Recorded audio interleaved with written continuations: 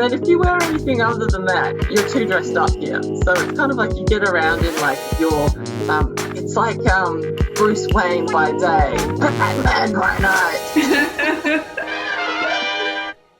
Tell us who you are and where you are in the world.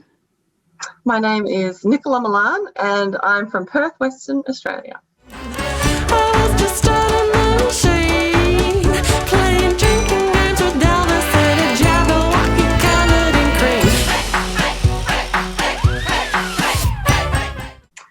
Cool, it's nice to have you with us.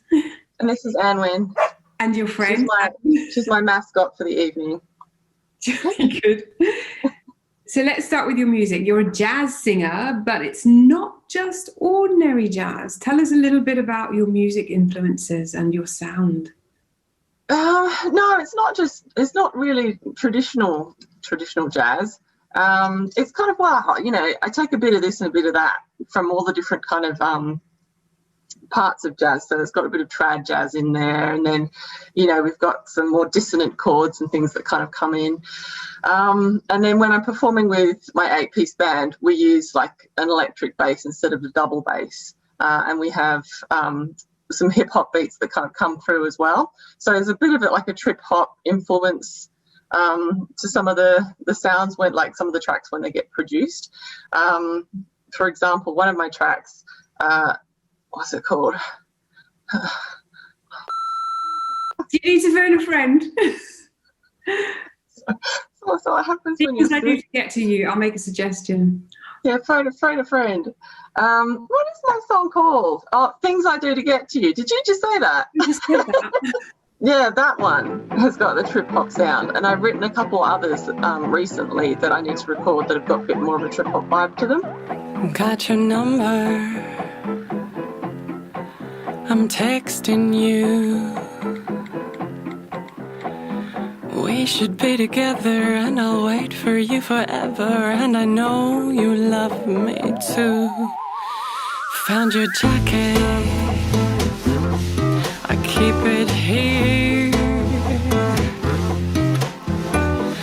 lying by me on the bed with my pillow as your head. I can't wait to have you near.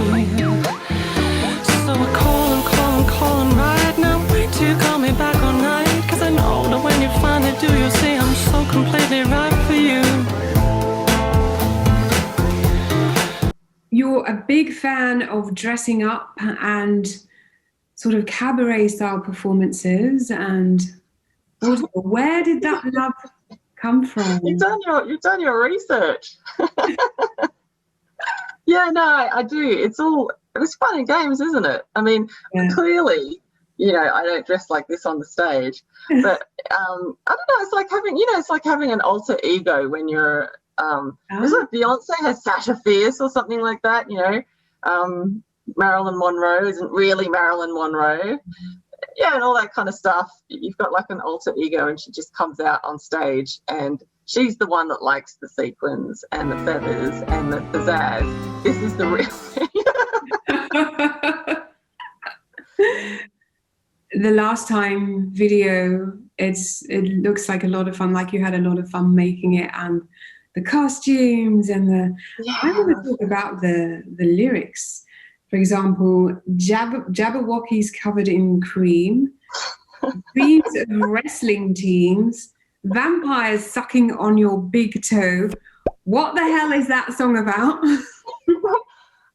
I wrote this with this producer in Sydney called Michael Carpenter, and I went over there and we did sort of a 3-day songwriting session, and we bashed out like was it 3 or 4 songs within those 3 days, and I think this was the last one that we wrote out of 3. We're having a drink, and then I'm like scribbling all these notes, and this is great stuff. the Big House, let's talk about that song. Is that about prison? Yeah. It is. Okay. Where have you actually encountered a man in your life who's gone to prison? I'm curious. This is the funny thing, right? When you put stuff up on YouTube, the music videos, people got to go, "Oh, I'm really sorry that you've had to go through that in your life." Yeah, thanks. No. No. It's just made up. It's, I think I was challenged. You know Crybaby? The Yes. movie Crybaby with Johnny Depp? Classic movie. I kind of felt like I was channeling some vibes from there with Big House. Yeah. Right. So you're also an illustrator. Can we talk about your illustrations? Your wonderful, quirky, neo-Victorian, steampunk, gothic. Oh, look, here's one I prepared earlier. Yes. It just happens to be sitting on my floor. It's kind of like half falling out of its frame. Right. Yeah. There's one. All right. Oh, look, there's another one that I prepared earlier. What's her name? This one's Miss Haruko. I kind of like her because she kind of came out like almost like a Victorian geisha or something like that. Right. It just happened. It was the fan, I think. It was the fan that did it. But no, yeah, I draw steampunk gothic art, as well as kind of more cartoon sort of stuff. But yeah, it's just, I think it's really common for creative people to have more than one pursuit. That's such a distinct iconography. So where did these characters, the idea for these characters come from? From the depths of my mind. No, seriously, like when I think, because I've always drawn kind of like bright cartoons, like all the way through high school and like actually through primary school as well. I've always drawn like really bright colours, and then all of this steampunk gothic art is black and white. And I think that happens is when I'm not in a good place, I draw dark things. Some of them, are quite dark and I don't share them. But it kind of, I don't know, it's my way of helping myself through the emotions. And I think I was just in this Halloween-y kind of phase. And I think I started off with this black cat that I drew. I had like this really long neck. You can see it on my Pinterest account if you're interested.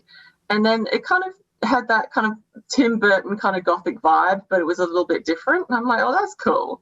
And so then I drew another like couple of characters because I've always liked drawing subjects rather than like landscape, for example. It's always been subject oriented, mainly animals or people, and women more so than men, only because like women are beautiful, and not that men aren't beautiful, but like you've just got so much like hair, and you've got all the accessories, and then you've got the beautiful Victorian gowns. I just like drawing the Victorian gowns, to be honest, and like the really cool steampunk costumes and stuff.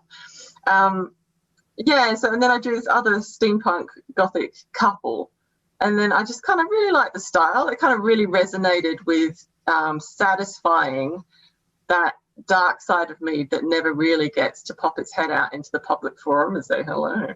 Yeah, great. Yeah, and it kind of just developed from there. So I ended up having this whole suite of these characters, and I drew like, I don't know, 30 or something. And so I did an art exhibition to show them.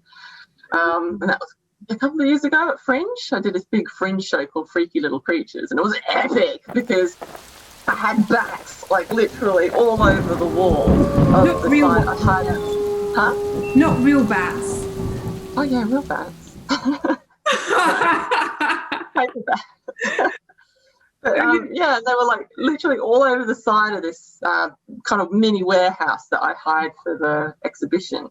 And so it was more of an interactive exhibition because the whole thing was themed. It wasn't just art on a wall. And we had bats. We had like a dark forest with spiders hanging down and like, spider cobwebs everywhere, and pink kind of eerie lighting with big evil trees. I don't know if I found my calling. It almost killed me to do that show. But That sounds epic. It sounds pretty epic. Yeah. And everyone loved it, like, because everyone came dressed up in character as well. Everyone came in full-on steampunk costume, and then we had live music, and it was epic. So what is next for you? What's next? What's coming up for you? What are you working on? Well, it is high time that I did another album because I've just been releasing singles. So I've got a plan for the EP. I'm actually in the middle of creating a new jazz singing course as part of, because I do a lot of jazz tutorials, singing tutorials online, and I've been doing those for quite a few years. So I've got quite a big following for my jazz tutorials. So I'm going to be releasing a new jazz singing course, and part of that will be, I'll probably launch part of it on something like Kickstarter or something like that. Right. Yeah, and you'd be able to get extra freebies, like add-ons to the course. Yeah. You know, for supporting the EP. And so, yeah, those proceeds will go towards funding the EP. And there'll probably be 3 main songs. Yeah, man, you can Rebel Wilson it. Who's she? You know Rebel Wilson? I'm joking. Can you read what that says? Wham bam, thank you, glam. Yeah. Right, okay. I like. I should say, I made you some flapjacks because we always have baked goods on this. Oh, Flapjacks today. I love flapjacks. I love them so much. They look enormous. Oh, what? You're eating it in front of me. That's mean. I put it on my flapjacks is bomb.